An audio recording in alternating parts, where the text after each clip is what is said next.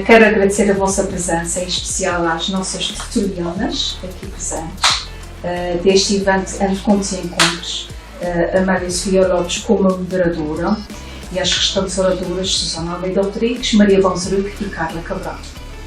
É sempre com entusiasmo que a livraria promove a literatura independentemente que seja feita para miúdos ou graúdos. Esta apresentação está inserida no nosso evento anual Folhas de Outono, que iniciamos ontem e termina no próximo dia 15. Iremos ter mais tertúlias, apresentações, conversas, horas de conto, descontos e especiais em artigos selecionados e convidamos a todos vós a consultar o nosso programa. A moderadora da tertúlia de hoje é Maria Amélia da Costa Lopes. É licenciada em Filosofia pela Faculdade de Letras da Universidade do Porto, com pós-graduação em Supervisão Pedagógica pela Universidade dos Açores. Como professora desempenhou cargos de Presidente do Conselho Executivo, Delegada do Grupo do Conselho Pedagógico e orientadora de estágios, entre outros. A sua relação com a sociedade desempenhou o cargo de Presidente da Gesta, de 2020 a 2023, também como Presidente da Associação de Fotógrafos Amadores dos Açores, de 2015 a 2017. Foi ainda assessora da Presidência da Assembleia Legislativa da Região Autónoma dos Açores, de 2000 a 2004. Foi autora de vários programas de rádio, nomeadamente Politicante na Rádio Atlântida, em 2007, do Som à Palavra, na RDP Açores, e do Entardecer, na Rádio Antena 9. Autora e encenadora de peças de teatro. É uma mulher de chato ofício.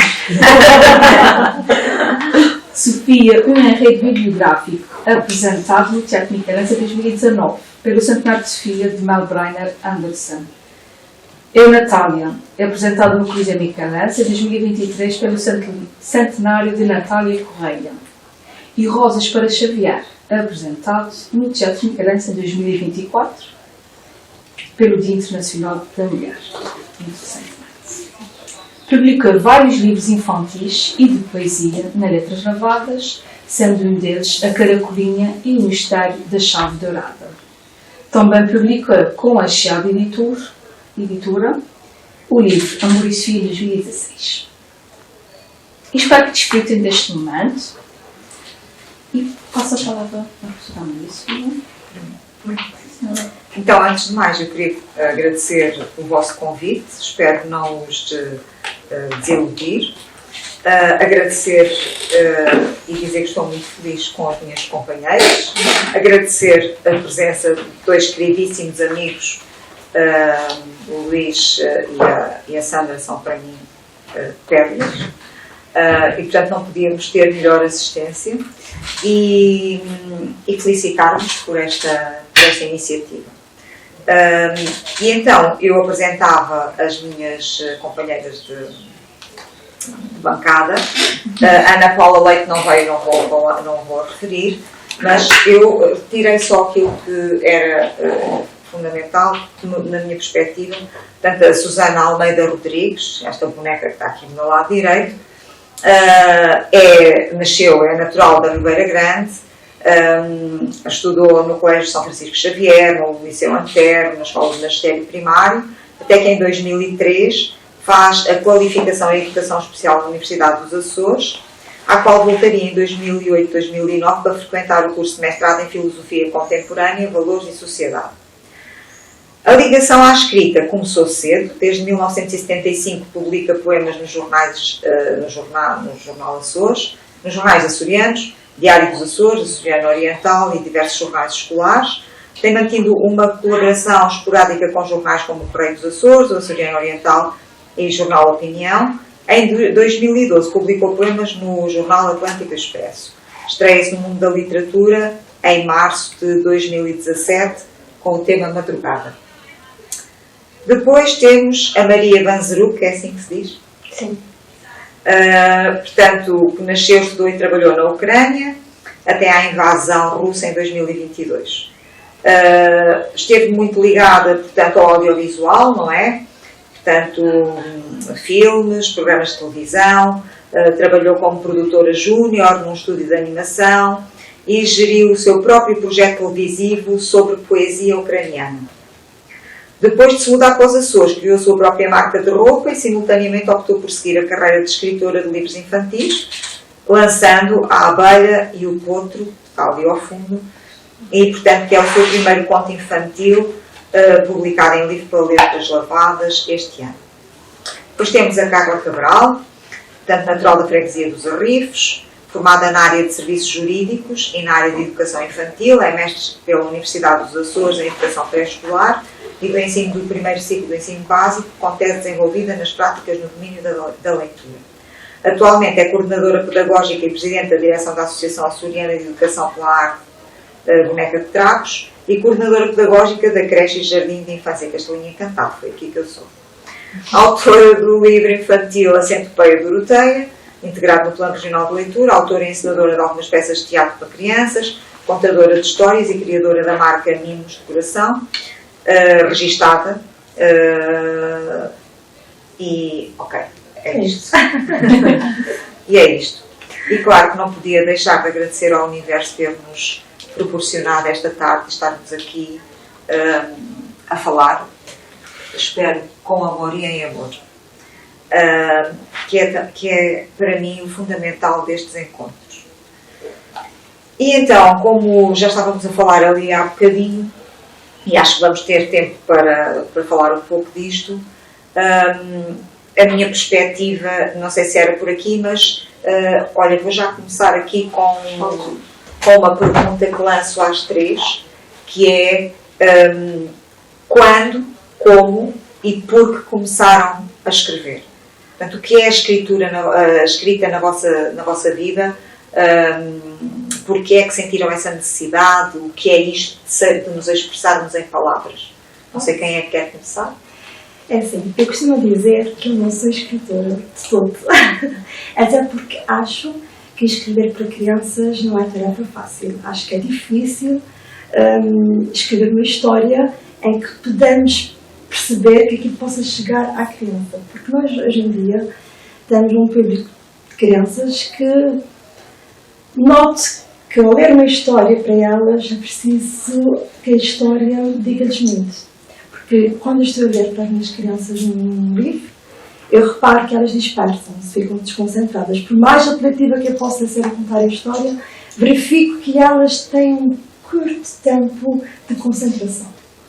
E então, escrever surgiu no confinamento de 2020, em que eu estava em casa, como todos nós, fechados, e eu senti necessidade de contar histórias nas redes sociais para as nossas crianças, para entretê-las. Isso através da Associação Boneca de Trapos, porque achei que era um bom recurso fazer isso através de telemóvel, gravava e contava histórias. E chegou um ponto em que já tinha lido as histórias todas que tinha em casa e senti necessidade de escrever uma história. E comecei devagarinho a escrever a história da Centopeia, uma quadra, 2 quadras, e depois achei que aqui tinha necessidade de escrever mais a terceira, a quarta, a quinta, e devagarinho acabei por fazer uma história. A história, achei que era uma história, e é uma simples história, não tem nada de especial. Dei a conhecer aos familiares, aos amigos, até dei a conhecer à Patrícia Carreiro, e ela incentivou-me e motivou-me a escrever, a publicar o livro, e assim fiz. É óbvio que eu também escrevo outras pequenas histórias, mas não publiquei nunca, nem editei. É uma coisa que eu gosto de escrever, gosto mais de contar até as histórias, por ser contadora de histórias, mas o livro infantil, para mim, sempre foi presente na minha vida. Os meus pais, desde sempre, ofereciam livros sem criança, que não antigamente, em 76 para a frente, não era coisa que existia muito cá, livrarias que vendessem livros para crianças. Tive uma coleção da Anitta, tive um outro livro, e o meu pai sempre foi a pessoa dentro de casa que me lia e contava histórias, e eu sempre vivi num mundo muito imaginativo, criativo, de histórias, sempre gostei. E foi o meu percurso que tentei levar até aqui, a contar histórias, ler histórias, escrever histórias, e é assim que nasce o meu gosto pela escrita para crianças. Se bem que eu acho que não sou escritora, simplesmente tenho um grande amor e interesse. Já vamos discutir isso. Quem é que quer seguir-se? Desculpa, para o meu inglês. Não faz mal, nós também não falamos ucraniano. Ainda. I can try, but it will be not very, a very good conversation, I think. I think about children's literature like the best kind of literature, because maybe if the children will read the story about happiness, love, and happiness world, maybe the next generation will live in the better world than us, for example. And of course, I think every one of us was a child, and it's for me, it's always literature for children from 2 years old to 102 years old, And when I wrote my story, I was thinking about that. It has to be simple, but at the same time, it can't be very simple, because it's very important to give some sense of this story for me. So, if I understand correctly your questions, so it's about that. I understand the literature for children like that, in that way. So. Susana. Acho que é uma pergunta bastante difícil de escrever, de responder. Quando é que se começa a escrever e porquê é que se começa a escrever? Vai pesquisar aqui muita coisa dentro de nós, mas se calhar não consigo ter assim um tempo. Fazendo algo que eu gostei de fazer. Curiosamente, embora os meus livros não tenham dedicado à literatura infantil, elas têm como universo a infância. É muito engraçado. Eu estive a rever e todos eles acabam por tocar um bocadinho na questão da infância, embora não seja diretamente escrito para o público infantil. Hoje em dia fala-se da possibilidade de haver várias infâncias, não é? Havia a ideia de haver uma única infância, há diferentes infâncias, diferentes vivências, diferentes culturas, cada vez mais vivemos num país, numa época multicultural, onde é preciso responder a diferentes questões. Os valores que hoje também são veiculados acabam por ser diferentes, e a seguridade que vai acabar por passar também, quer das nossas vivências, quer do mundo que se vive. Mas pronto, não escrevi a pensar exatamente por escrever isto para crianças. Aconteceu depois que o livro tivesse esse encaminhamento dos escritos, não é? Sim, mas e não para uma fase muito pequenina, dos mais novos, não é? Acaba por ser já mais juvenil do que propriamente infantil. Como é que se chama? Maria? É assim que gosta de ser tratada? Maria? Sim. Ok. A Maria tocou ali num ponto que eu também trazia aqui para vos expor e que tem a ver com os estereótipos das histórias infantis.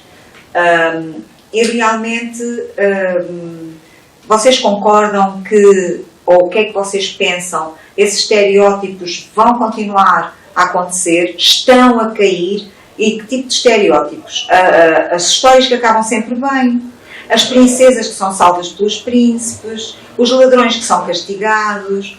Portanto, este estereótipo que tem acompanhado a literatura infantil ao longo das décadas, será que deve prevalecer, ou vocês têm um que gostariam já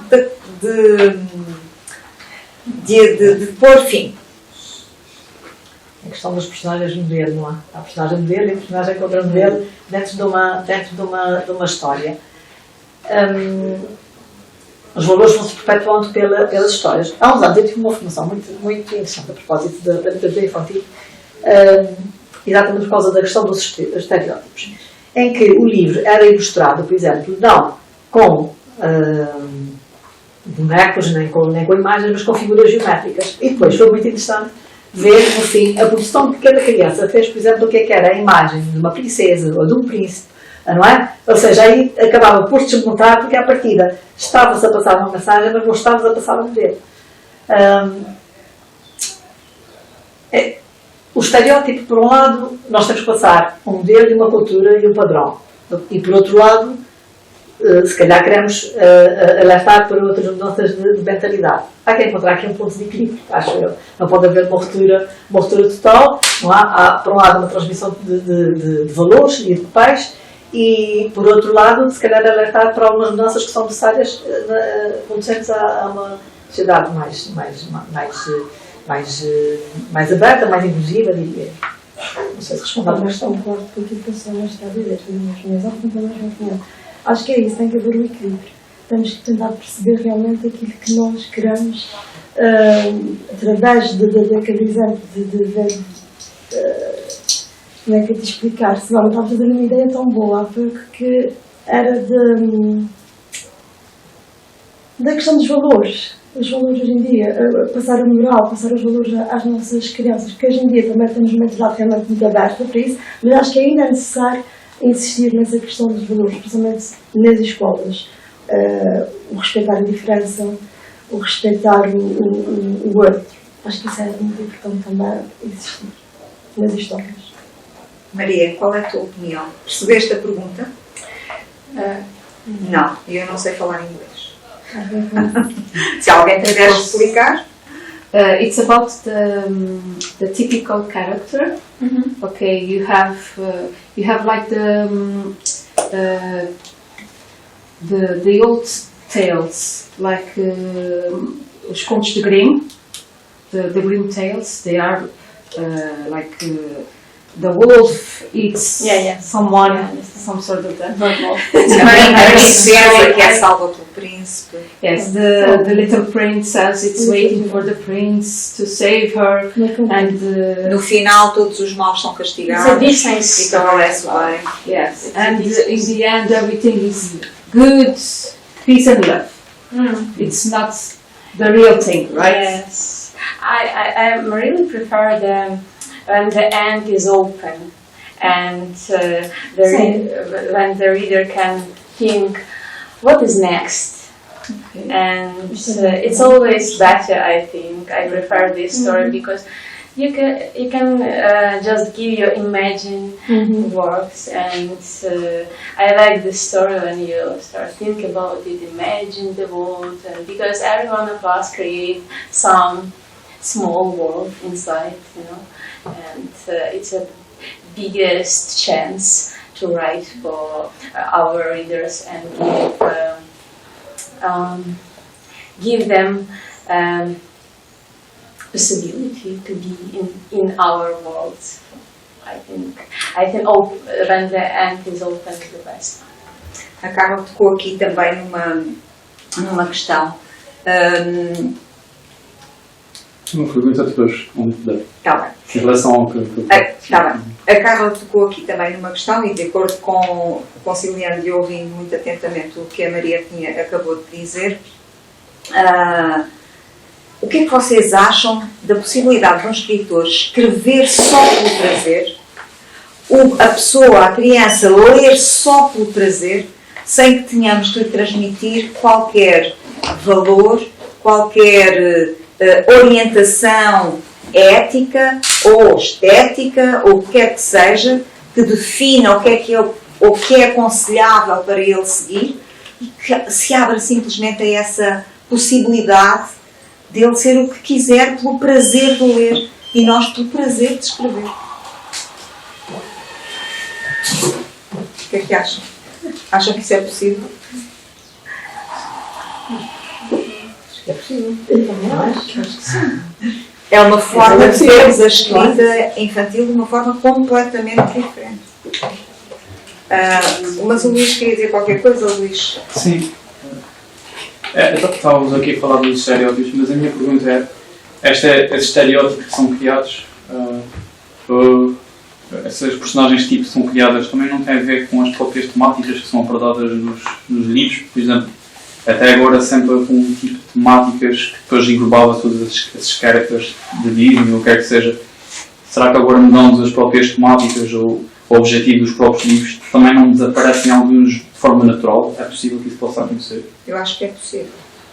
Porque o livro acaba... Mas não é possível, se calhar, fazer... Mas a questão de agora... o valor é bem A minha pergunta era mais para trancar mais um bocadinho, que é concordam e qual era esse clichê que vocês arrasavam já?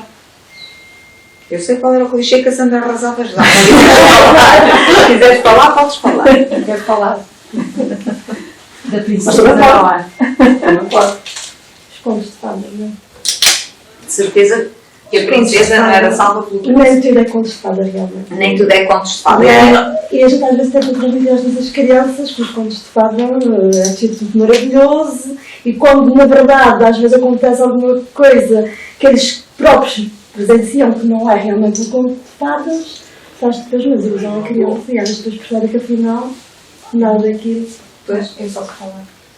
acho que estou bom. Estava aqui a ganhar coragem porque falou tão bem, não sabia se ia falar também. Não disse nada. Pois,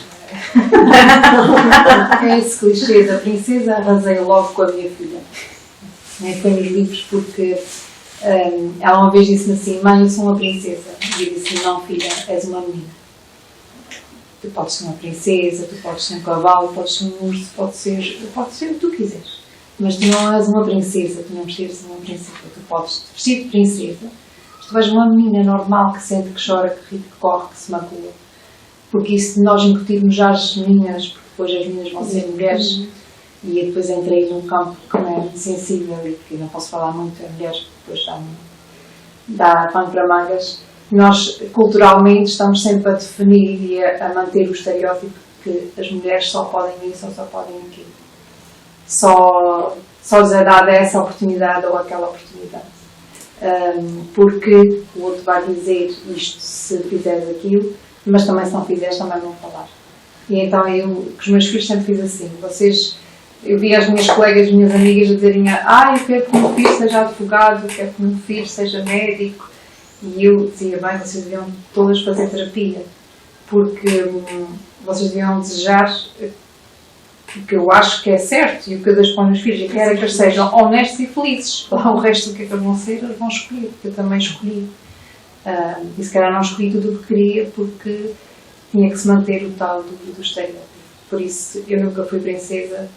Eu acho que as princesas ficam muito lindas nas fotografias, mas depois, para fugir do castelo, aquelas saias não dão jeito nenhum. E as princesas hoje em dia vestem fatos. Mas a verdade é que isto é muito que se diga, não é? E hoje em dia a gente repara que as meninas, já desde pequeninas, já querem se vestir de princesas. Acontece comigo diariamente, em que elas vão para a escola, mesmo já com os tutuzinhos e com as coroazinhas, porque são as princesas, não é verdade? Mas aí se calhar há a influência também daquilo que já são outras histórias, ou os filmes, ou os personagens, embora não é daquilo que é o desenvolvimento do imaginário infantil e nas fases de desenvolvimento não é, do jogo simbólico, isso faça parte da criança precisa passar por essa parte, mesmo. Por essa situação do imaginário, isso faz de conta, não é? É muito importante na construção do eu.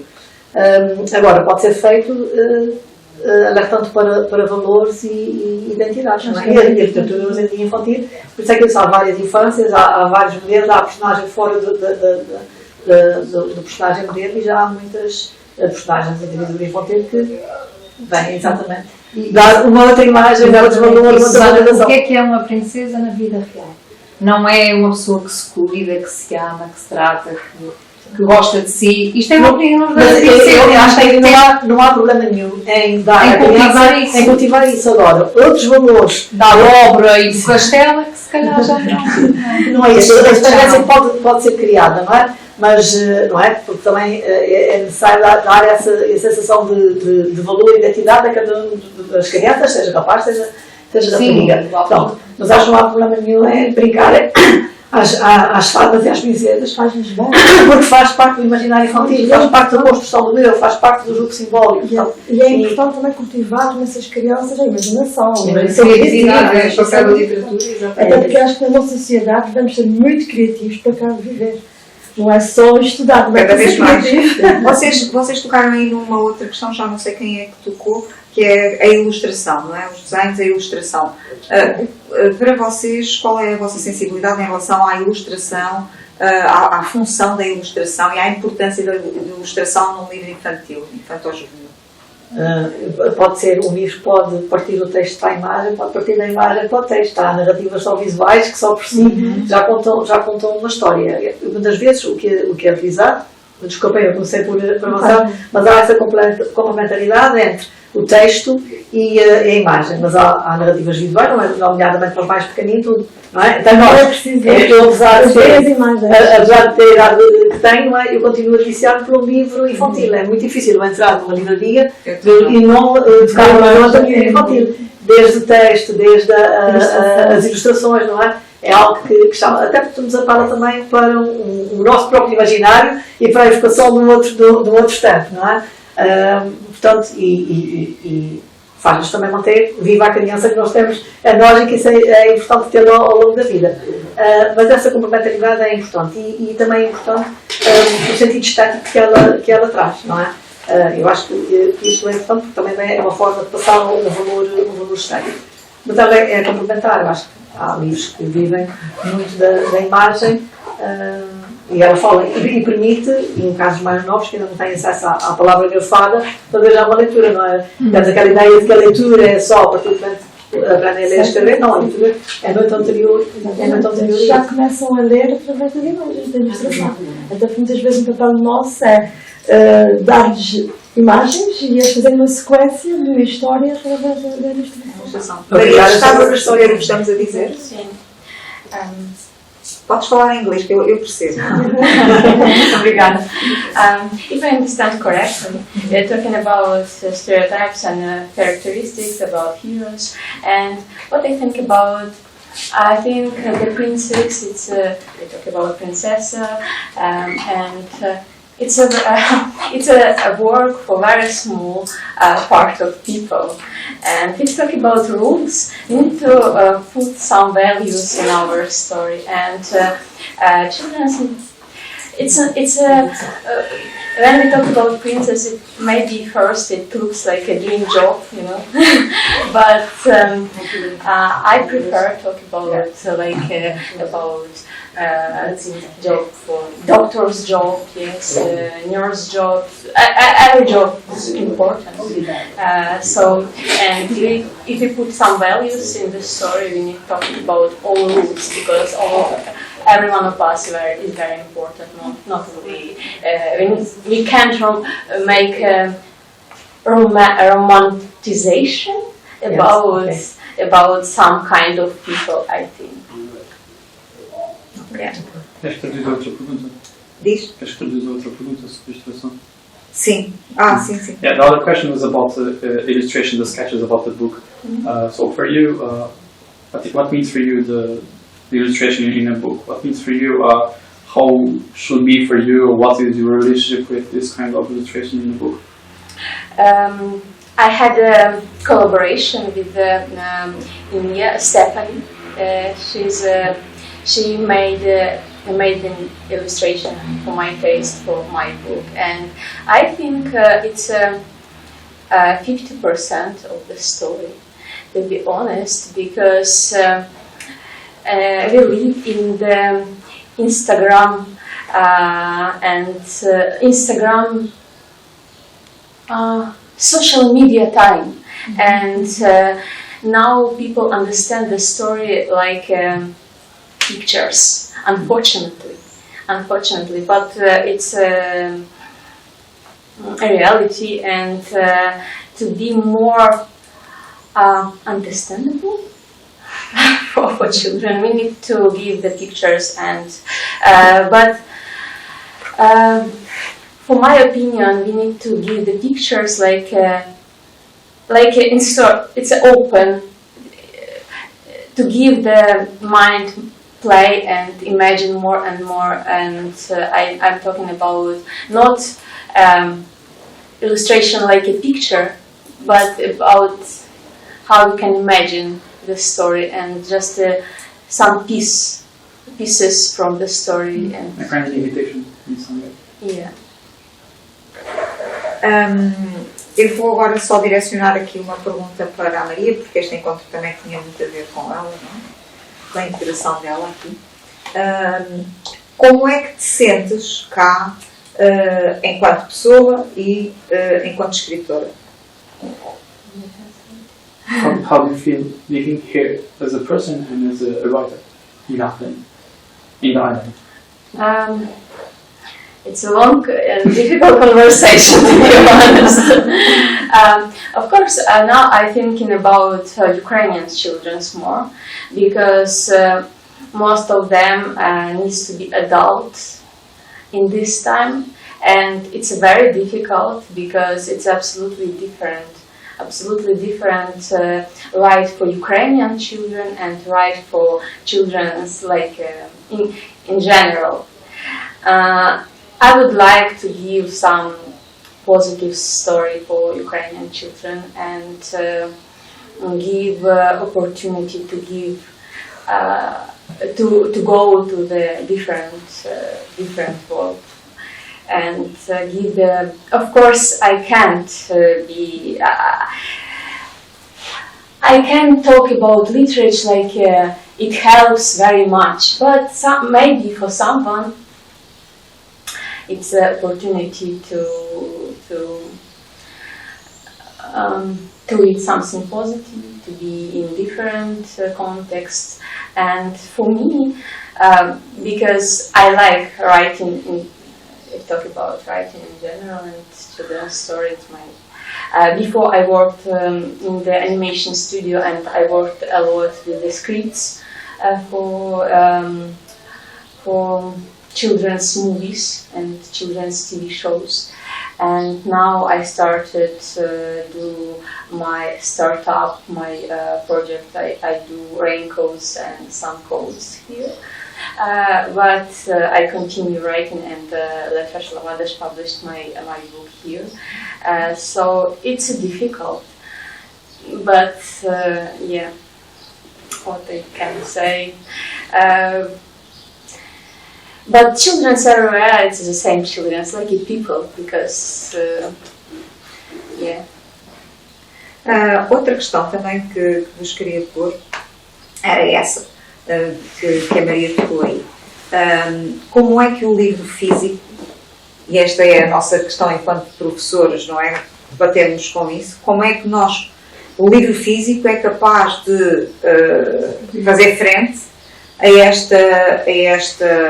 este boom todo do que é o digital e de como os alunos estão presos, e agora com os tablets dentro da sala de aula, que não pensem que eles estão nos tablets só a ler os livros, não é? Eu enquanto professora, sinto que se perdeu imenso. Falar aos alunos em comprar um livro custe 2 euros, não os sensibiliza para isso. Ler livros só com prazos determinados e por imposição, porque eu verifico que são raras as crianças que leem. Quer dizer, estas pequeninas, não é? Nós em casa estamos, mas depois acabam por se perder e neste mundo digital, porque eu vejo pelo meu neto, não é? Sim, ele se tiver um tablet também não quer. A verdade é que eles têm preferência pelos telemóveis, mas culpa também nossa, dos Claro, pais. claro. Porque muitas das vezes a gente verifica o quê? Se for no parque atlético, na parte da restauração, a gente já vê crianças pequeninas no caminho da beca com o telemóvel, daqueles bonequinhos que se colocam para os pais comerem descansados, ou seja, não vão incomodar os pais. Pronto, é assim, a culpa também é muito nossa. Eu sou muito a favor do livro físico. Gosto de mexer, gosto de cheirar, gosto de folhear, gosto de ter as minhas estantes cheias de livros. É uma coisa que me dá prazer e eu gosto. E eu tento incutir isso ao máximo às minhas crianças e aos pais das minhas crianças. Eu também. E eu ponho os miúdos a cheirar o livro. Exatamente. Porque eu acho que é tão maravilhoso. Eles já fazem mas eu começo com o meu neto lá em casa e diz, cheira com a avó, olha que bem que cheira. Bom. E é delicioso, não há nada melhor para mim que o cheirinho a um livro novo, é fantástico. Mas já agora também endereço aqui uma pergunta para si, vocês notam isso na venda dos livros na livraria? Há dificuldade em escoar os produtos, ou acham que os miúdos se encantam com as cores, ou com o toque, ou com o formato? Há uma dificuldade. é óbvio que os miúdos, especialmente na camada quando eles passam ali a terceiro, quarto ano, os mais pequeninos, os livros chamam-lhes muita atenção, daqueles que são mais pequenos, mas acho que é aquela coisa, eles perdem-se um bocadinho. E os pais, e também percebo, também os pais também vão na onda dos miúdos, os miúdos perdem um bocadinho aquela vontade de ler. Quanto mais velhos, menos leem. Por isso nós vendemos muito mais estes álbuns com muitos desenhos, com poucas letras, vendemos muito mais esses do que os infantos juvenis. E reparem se as crianças são livres para escolher o livro ou são orientadas pelos pais? São especialmente os que nos visitam, que são residentes, são mais impostos. Calhar diz esse, se não serve para nada, leia esse. Ou então quando vem aqui que os professores, que há um ou dois professores que obrigam os pais a comprar livros, há sempre meia dúzia de pais que à procura de uns livros específicos. E só vem assim, são aqueles às vezes nós não temos. E pronto, e eu digo assim, mas se for da mesma coleção, da mesma altura, também está no PNL, também pode. E acho que não há abertura para isso. Não, tem que ser esses que estão aqui, porque aquela coisa, aquela imposição. Aquela imposição tem que ser aqueles. E nunca há assim uma abertura. E vocês acham que isto facilita o contacto e o gosto da... Não. Eu acho que não está a ser uma coisa imposta. Eu acho que não tem que ser. Esta que é das estratégias para a criança ter a liberdade de querer gostar do livro e tentar reduzir mais o telemóvel. Porque eu tenho crianças pequeninas com 5 anos que dizem assim: escolhi sexta-feira, tão bom, amanhã vou ficar o dia todo no sofá a jogar no telemóvel. Fica um bocadinho. Eu acho que tem que haver uma consciencialização da sociedade nesse sentido. Nós não podemos ficar alheios da área digital em que vivemos, mas, como tudo, eu sou apologista do equilíbrio entre as coisas e cada coisa a seu tempo. Pelo menos o que a neurociência aponta nesse momento é que o cérebro prefere ler em suporte papel do que ler nos ecrãs. As escolas começam a tomar esta consciência. Houve uma adoção dos manuais digitais. Eu não sou a favor dos manuais digitais. Já há estudos, nomeadamente no Canadá, foi feito um estudo engraçado em que colocaram alunos com... fizeram experiência. 2 alunos na mesma carteira, ambos com manual digital. Na outra 2 com digital e outros com manual em papel, e no outro 2 com manual em papel. Depois foi feito um estudo destes diferentes grupos. As conclusões foram as seguintes: a maior dispersão e os piores resultados em termos de memória foi no sítio em que havia um com o suporte papel e o outro o suporte digital, porque o que está com o suporte em papel está constantemente a olhar para o digital. Os piores resultados também vêm, logo a seguir, vêm dos 2 digitais e os melhores resultados do suporte papel. Relativamente à utilização também do telemóvel, nesse estudo que foi publicado, eles criaram 3 grupos. Um grupo em que o telemóvel estava sobre a carteira, o outro estava na mochila e o outro estava no espaço exterior à sala. No espaço exterior à sala foi um dos melhores resultados a nível de resultados de memória. O pior em cima da mesa, porque há sempre, a atenção não está centrada no espaço de trabalho. Li há dias e achei interessante que há agora uma nova perspectiva da não proibição total da utilização do telemóvel, mas haver pausas para utilizar o telemóvel, ou seja, de maneira a minorar a dispersão da atenção. Então tem 1 minuto para poder ver o telemóvel e ele seria outra vez arrumado. Isto é de acordo com o estudo que foi feito, então também não sei qual a validade, mas li o artigo sobre isso. Nós não podemos estar fora da era digital, mas eu acho que realmente o apego, a relação que se estabelece com o livro tem que ser feita desde muito cedo e tem que continuar. E eu acho que se lê por algumas escolas, apesar de haver uma literatura, uma educação literária, não é? Que está contemplada desde a década de 90 no sistema educativo português e que se tem feito uma grande aposta no livro, há a necessidade de ler mais e mais, porque o espaço que muitas vezes, é claro que há programas extensos para cumprir, diversas disciplinas, muitos conteúdos, dificuldades, é muito difícil, e os professores sabem isso, é muito difícil gerir toda esta panóplia de variáveis. Mas há a necessidade de fazer um maior foco na leitura, dar mais espaço da própria escola para ler, para ter o prazer de ler e não ser um ler da obrigatoriedade de ler. ter uma panóplia de livros à escolha, para interagir, para falar sobre eles. Eu acho que só assim é que pode haver essa maior relação com o livro. Claro que, à medida que ele vai perdendo a leitura gráfica, vai passando da narrativa visual para a narrativa de ler, dá mais trabalho. Pronto, pode não ser tão apelativa para os miúdos, mas esse trabalho tem que continuar a ser feito. Mas o facto, e a Maria há bocado referia isso, nós vivemos numa área digital, muito do Instagram, muito da imagem, muito do imediato, cada vez menos capacidade de atenção, e isso vai se refletir exatamente na questão do livro. Eu acho que não é para desistir do livro, nem pensar. Aquilo que já se falou, a Noruega recua. A Noruega volta aos livros físicos. Nós devemos ser os últimos, depois de já todos estarem.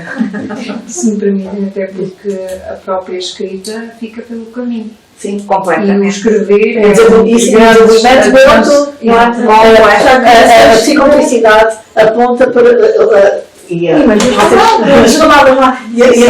A própria civilização passa. sinapse e tudo, quase Como perdeu. dizia, sim, como diria como disse o Vítor da Fonseca, nós aprendemos com o corpo inteiro. Portanto, É a melhor estratégia de aprendizagem. a escrita.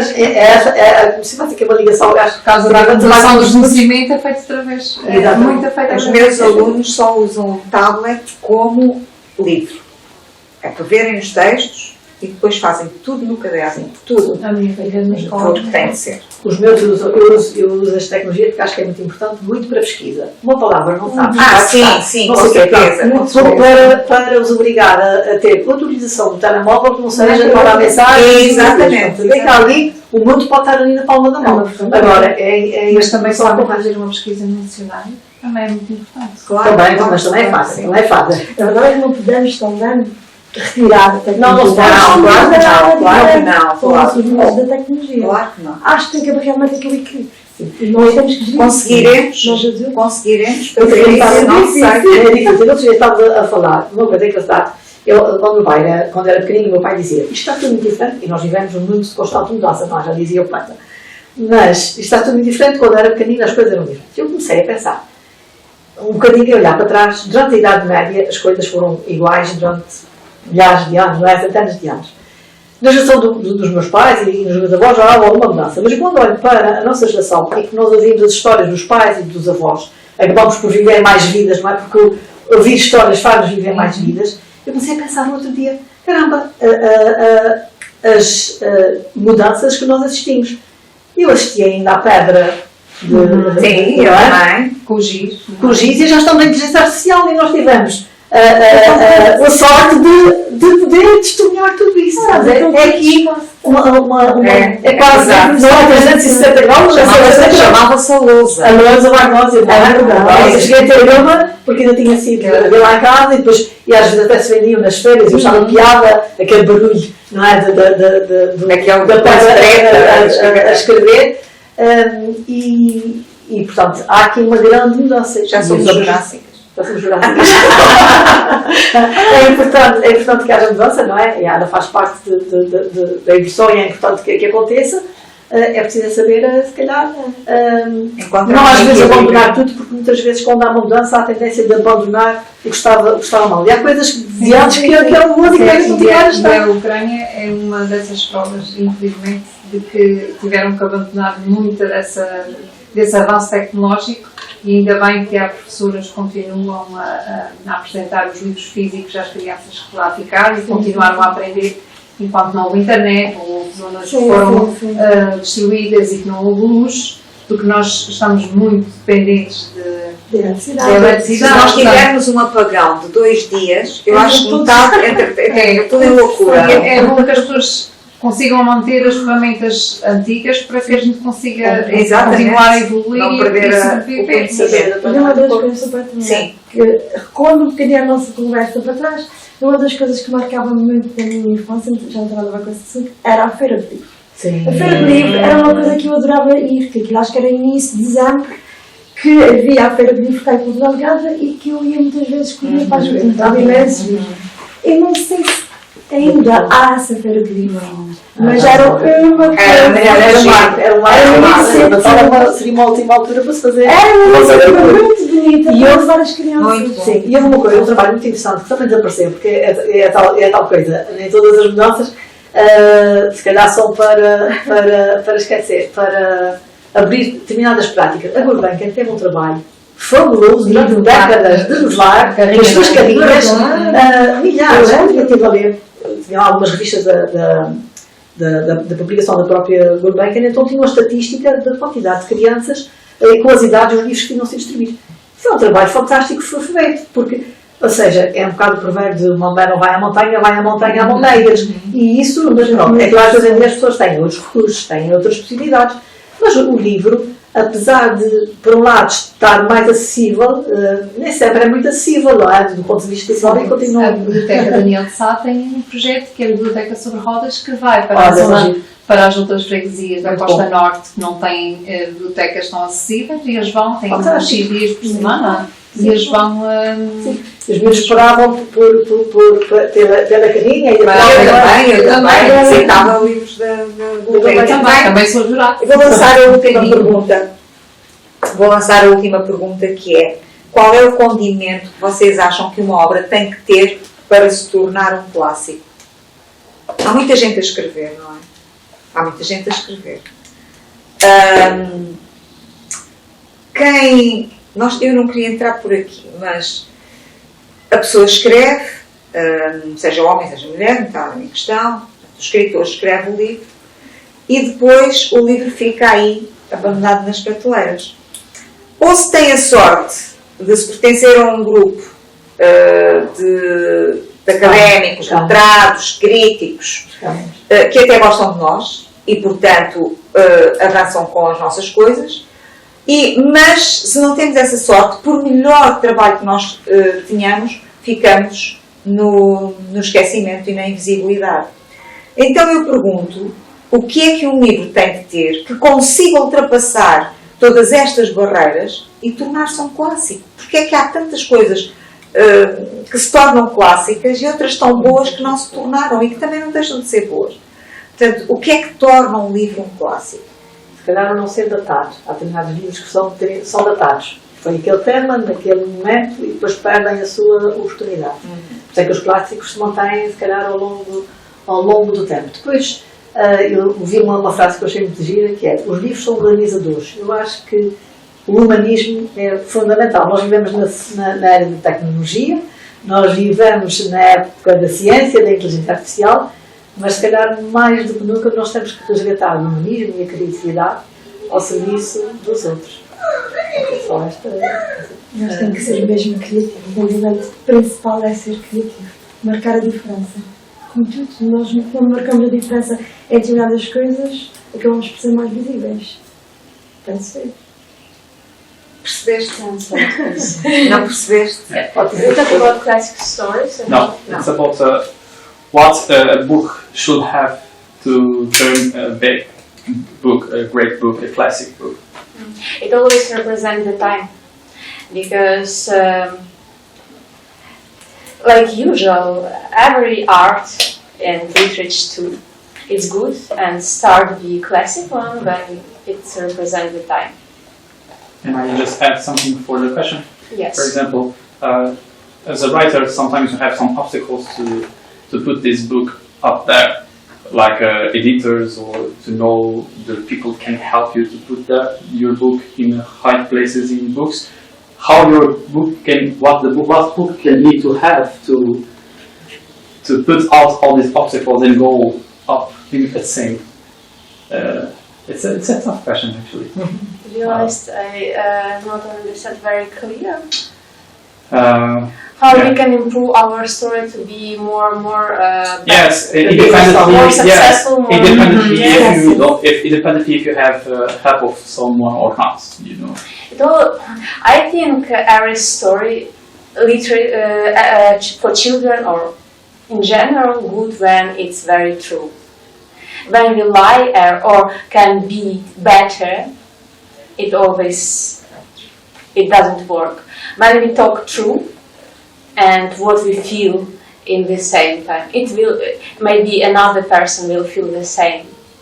And it works not with the literature, it works with every art, and we are part of this process. When we talk true, we are success, I think.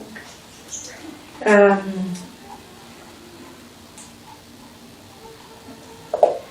menina Sandra quer dizer alguma coisa? Acho que para mim os livros conseguem ir mais além e tocar mais as pessoas, e não quer dizer que sejam mundialmente conhecidos se forem verdadeiros e feitos com amor, porque às vezes não interessa tocar todos, interessa tocar alguns que precisem realmente do livro. O livro também é um medicamento, e nem todos são doentes. Sim, há coisas com que nós ressoamos e outras coisas com que nós não ressoamos. Por isso eu acho Mas que realmente há livros que nós olharmos para trás, há livros que se tornaram efetivamente uns clássicos. A Sofia de Mello Breiner, estou cansada nestes 40 anos de trabalho de todas as vezes dar o livro dela, mas os livros dela são efetivamente maravilhosos. Portanto, tem que haver um condimento, e ela teve certamente todos estes condimentos que nós tivemos a dizer, era de uma família X, que teve a facilidade toda de avançar e etc. Mas também tinha qualidade. Agora, também há livros sem qualidade que são atirados para um pedestal ao qual não pertencem de todo. Mas aquilo a questão que eu me ponho é: o livro é capaz de ter uma força tal que se imponha junto do público sem este estratagema todo que este folclore à volta do que é boa literatura, quem define o que é boa literatura e etc. Será que há? Caminhos alternativos. Agora, a utilizam do modelo que nós temos na tecnologia, cada vez mais há editoras independentes, estão a crescer, e com a força enorme que é as redes sociais, a internet, essas coisas todas, é possível agora fazer isto. Agora, eu acho que também tem a ver com aquilo que as pessoas escrevem. Há bastante famosa poesia agora, que é um miúdo jovem, não sei, é qualquer coisa relacionada com Lisboa, é um nome assim diferente, e é tudo escrito por ele. Baixa Soriano? Não, acho que é de Lisboa, se não me engano. É um caracol. Exatamente. Ele está a jogar com isso, tem uma editora independente, não tem essa editora muito associada, mas ele tem crónicas, tem blog, ele sabe trabalhar com aquilo que a imagem tem. E as coisas que ele escreve são atuais, acho que isso também importa. Porque ir para a internet não chega a ir para a internet. Acho que é fixe ir para a internet falar de coisas. Não tem nada contra a Sofia Mello Breiner, atenção. Mas já é difícil que eles leem.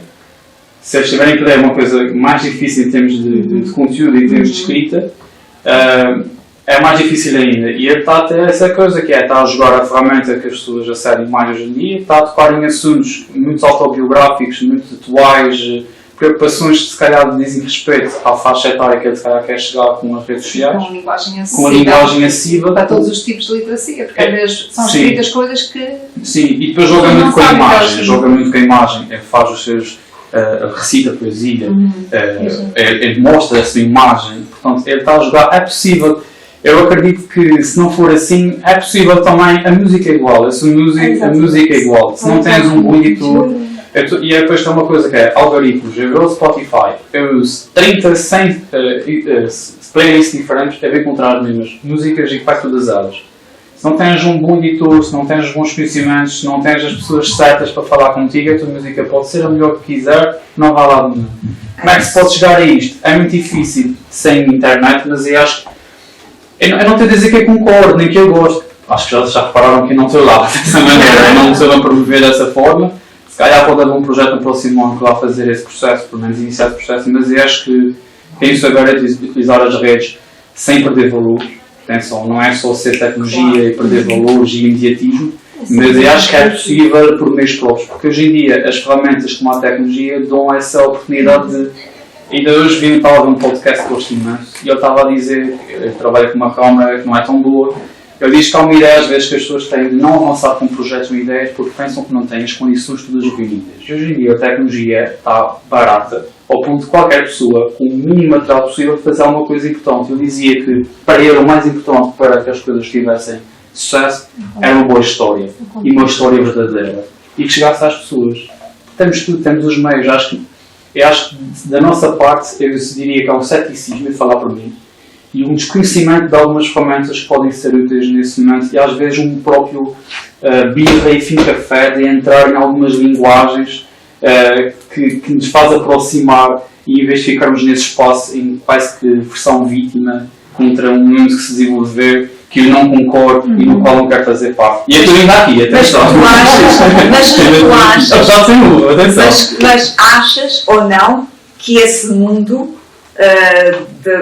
desses conceituados, desses consagrados que acabam por falar por si mesmos, só para si mesmos e que reúnem só para eles mesmos, está ou não está moribundo?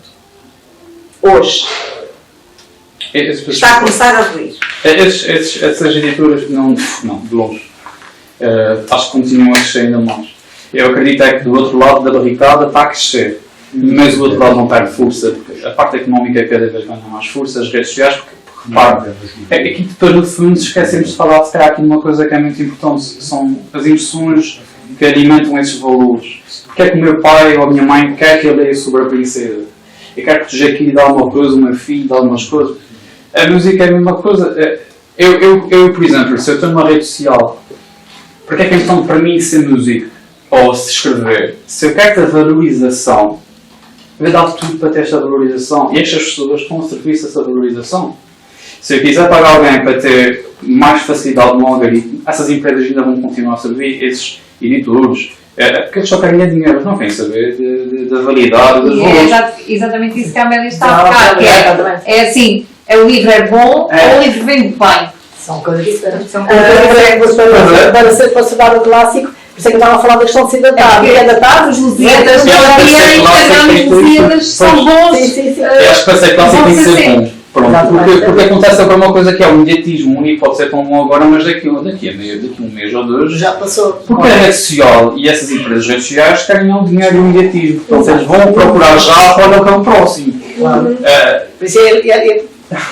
Eu acho que eu tenho uma essência da alma humana para se manter, por ser falado da história. Talvez esse núcleo de pessoas, de individualidades que se mantêm unidas, eles saibam que se não estiverem unidos, que caem por terra. Ou seja, eles quase que se sustentam a eles unidos, talvez caiam. Às vezes é preciso levar para depois edificar. Não sei, eu acho que isto está a abanar. Então, se me permitem, descobri, por exemplo, que a Bossa Nova e o primeiro grande sucesso da Bossa Nova, que foi o Chega de Saudade, foi odiado pelos editores. Supostamente até tiraram mesmo lixo para o chão. Eu vi também o vídeo, aquele comentário dos Queen, foi a mesma coisa. O editor achou aquilo horrível. O Senhor dos Anéis, os livros do Senhor dos Anéis foi recusado por não sei quantas editoras. Mas acho que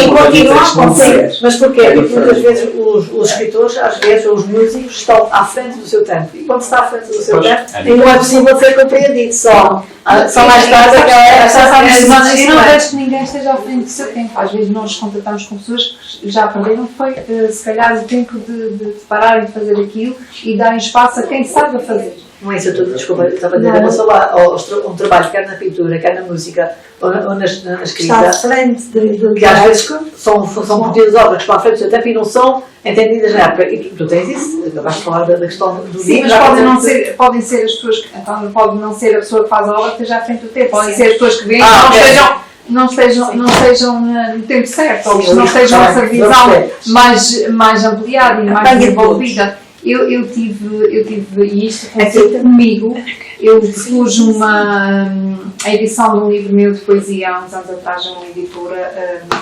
Açores, não vou dizer qual foi, e foi-me dito assim, olha, sabes, poesia não vende, devias escrever romance. E eu disse assim, eu já escrevo romance em verso. E vou continuar a escrever poesia porque é o que eu gosto, porque acho que a minha vocação é aquilo que me dá prazer e aquilo que eu sinto. E depois vejo que depois, anos mais tarde, se calhar essas pessoas que me vieram dizer que poesia não vende, são hoje em dia pessoas que andam a declamar e pessoas que andam a tentar vender poesia. É muito interessante, porque se calhar deve ter sido a inflação, o aumento da inflação, que a poesia agora já vende. É muito triste, porque poesia, isso foi-me dito, isso foram as tais portas que nos são fechadas, que a gente temos que ser teimosos e temos que continuar, não é esta porta, se calhar é o portão à frente. Eu ouvi coisas horríveis, que poesia não vende, que poesia não é cultura, pronto, e eu achei que aquilo era ruído e continuei. Mas é como a Amélia diz, até que ponto é que nós temos pessoas que nos estão a travar os nossos livros para que eles não saiam desta prateleira e atinjam um patamar superior, ou pelo menos que voem mais longe e que cheguem a mais público. Isso é um problema que os livros têm-se debatido sempre, a questão dos cânones, não é? Um bocado o que é vigente numa determinada altura, quais são os valores e quem é que os define. Quem é que os define? Mas isto estava pano para manga, estávamos a ver. Dava roupa com uma marcha inteira. Exatamente. São Quando a gente apresenta da Pionei. Sim, eu não sei se querem acrescentar mais alguma coisa. São quase 7:15. Só queria agradecer a oportunidade e o convite, foi ótimo estarmos aqui à conversa e dar os parabéns à Livraria pela iniciativa. E foi bom conhecer e trocar ideias, que temos que nos juntar mais vezes. Muito mais. Se calhar agora concordo, não sei se posso sugerir uma coisa, seria muito interessante ver as autoras com os seus livros, para tirar uma fotografia com os seus livros, porque a gente está a olhar para elas muito bonitas, mas depois não temos a obra, que é para a obra voar também, não sei, só essas caras larocas, seria muito interessante. Acho que sim, obrigada a todos. Podem acompanhar estes dias no nosso Festival de Leitura. Presencialmente, eu tomo pelas nossas redes sociais e obrigado a todos por terem vindo. Eu também.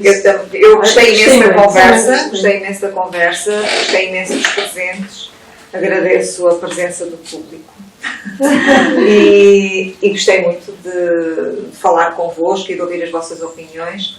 Acho que é necessário fazer mais coisas destas, pôr os autores a conversar a real vida e não as teorias que se defendem em mestrado e depois se vendem o resto da vida. Portanto, as coisas que efetivamente nos tocam. Acho que é isto que nós precisamos. Não precisamos de mais teóricos a vender teorias há 10 anos. A mesma teoria há 10 anos. Que é isto que acontece muito. Mas pronto, eu sou uma crítica. Então vamos ter um próximo, não é? Eu acho que sim. Acho que sim. Eu acho que sim. Acho que foi. Eu pessoalmente adorei esta conversa que nós tivemos e agradeço imenso a participação do Luís e da Susana.